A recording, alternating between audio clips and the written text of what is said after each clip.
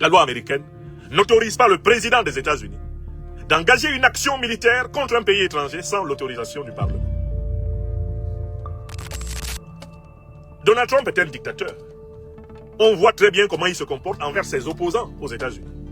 Il utilise le pouvoir exécutif pour écraser ses opposants. Donald Trump est un dictateur, puisqu'en réalité, il est en train de concentrer tous les trois pouvoirs traditionnels de l'état de droit démocratique, à savoir les pouvoirs exécutifs, judiciaires et législatifs. Il fait la loi tout seul. Il impose aux juges ce qu'ils doivent penser. Vous avez vu comment il a torturé les magistrats de la Cour pénale internationale quand ceux qui ont voulu juger son ami Benjamin Netanyahu. Donald Trump est un dictateur, puisqu'il dit très clairement qu'il s'agit d'imposer, au nom de la doctrine Monroe rénovée, la volonté des États-Unis sur tous les États pourtant souverains d'Amérique latine. Et cette volonté dictatoriale s'étend désormais sur l'Europe, puisque Donald Trump a annoncé que l'Amérique va s'accaparer d'une partie du continent européen, à savoir le Groenland.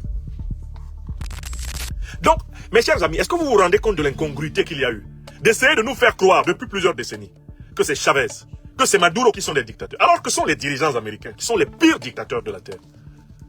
Ne voici-t-il pas que Donald Trump dit qu'il va mettre la main sur le Mexique, qu'il va mettre la main sur Cuba, qu'il va mettre la main sur la Colombie, dont le président a dit que dans ces conditions, lui, il va reprendre les armes. Ne voilà-t-il pas que Donald Trump a poussé le bouchon encore plus loin, en annonçant qu'il va annexer une partie de l'Union européenne, c'est-à-dire le territoire du Groenland, qui est un territoire du Danemark? Qui est le dictateur? Nous sommes le 6 janvier 2026 sur la Terre. Est-ce Maduro ou est-ce Trump? Voyez-vous, quand on lit en profondeur les événements, on sait que le dictateur c'est Trump et que le libérateur c'est Maduro.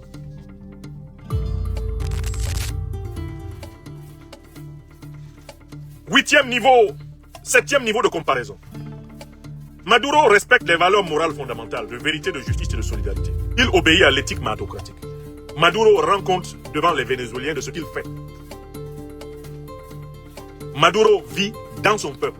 Il vit avec son peuple. C'est un homme immergé dans son peuple. Il n'y a qu'à regarder son style d'action politique. Il n'y a qu'à regarder le nombre d'interactions directes qu'il y a entre Maduro et le peuple vénézuélien. Maduro n'a pas peur de son peuple. Maduro ne fuit pas les Vénézuéliens. Il vit avec eux. C'est un Vénézuélien. C'est un Latino-américain. Maduro aime tous les peuples en lutte pour leur dignité, pour leur émancipation, pour leur liberté. Maduro est quelqu'un de bien. C'est un homme bien, au sens des valeurs populaires. On aimerait passer du temps avec lui. En face, Donald Trump, il est connu pourquoi? Pour le mépris de toutes les valeurs morales. Pour son immoralité personnelle grossière. Pour sa barbarie, sa truculence verbale. Et il est connu pour son adoration outrecuidante du veau d'or. Donald Trump est quelqu'un qui proclame le matérialisme le plus vulgaire. C'est quelqu'un qui dit que l'argent vaut plus que les gens. C'est un adorateur de mammon. Trump considère une journée réussie simplement par le nombre de billets de banque, par le nombre de dollars qui ont rejoint son compte bancaire. Le critère de la vie de Trump, c'est l'accumulation irrationnelle de biens matériels, qui pourtant ne descendront pas avec lui dans la tombe. Il se mystifie en pensant qu'en possédant beaucoup d'argent, on a une existence réussie. La possession de beaucoup d'argent n'a jamais été un critère suffisant du succès dans l'existence. Parce que personne n'emporte l'argent qu'il possède. Celui qui croit que la possession énorme de l'argent est la condition de succès de son existence ne possède pas l'argent. Non, il est possédé par l'argent. Et alors l'argent se comporte envers lui comme un démon. L'argent l'amène à vendre son âme et à renoncer à la valeur de sa vie et à la valeur de la vie. Celui qui aime l'argent plus que les gens ne s'aime même pas lui-même. Parce que lui-même, son véritable lui-même, c'est cette parcelle de vie, cette étincelle de l'âme divine qui fait vibrer sa chair et qui n'appartient qu'à Dieu. Il y a un très beau texte du livre de Jean dans la Bible qui dit « À quoi sert-il à un homme de posséder tout l'or du monde s'il perd son âme ?» L'âme, c'est la connexion au principe supérieur de vie.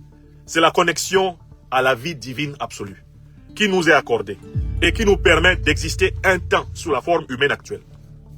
Et cette forme humaine dans laquelle nous sommes actuellement n'est pas nécessairement la première forme sous laquelle notre âme a existé.